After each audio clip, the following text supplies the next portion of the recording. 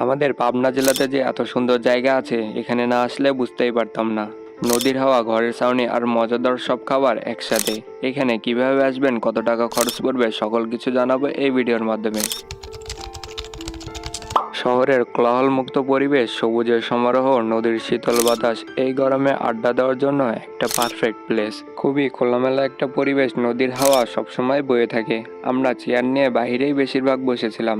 ভিডিওতে কেমন লাগছে জানি না, তবে এখানে আসলে অন্যরকম একটা ফিল পাওয়া যাবে, পরিবেশটাই এমন। আমরা তাদের মেনু কার্ড দেখে অর্ডার দিই। তাদের মেনু কার্ডের যে কোনো খাবার আপনারা পেয়ে যাবেন। আমি প্রথমে ভেবেছিলাম সব কিছু পাওয়া যাবে না, পরে অর্ডার দিয়ে দেখি সব কিছুই দিতে পারবে। বড়সড় রেস্টুরেন্ট না হলেও, তবে এখানে আপনারা চটপটি, হালিম, ফুচকা, ফালুদা, লাচ্ছি এবং ড্রিঙ্কস আইটেম পেয়ে যাবেন। এই নদীর পাড়ে বসে যদি এক কাপ কফিতে আপনার মন জুড়ে যাবে। আমরা কফি না পাওয়ায় হালিম অর্ডার দেই এবং হালিমের প্রাইস অনুযায়ী কোয়ালিটি অনেক ভালো। গরুর মাংসের এই হালিমের দাম নেয় 50 টাকা। এরকম নদীর পাড়ে বসে থেকে গরম গরম হালিম কেমন মজা হবে বলে। কাকা, তোমার কাছে এই ফিলটা কেমন লাগছে? সত্যি খুব অসাধারণ।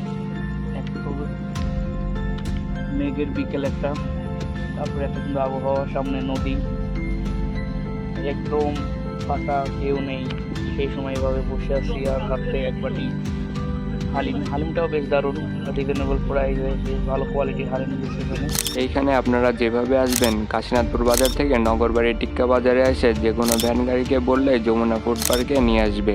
সো আজকের ভিডিওটা এ পর্যন্তই। সবাই ভালো থাকবেন, নেক্সট কোনো ভিডিওতে দেখা হবে। আসসালামু আলাইকুম।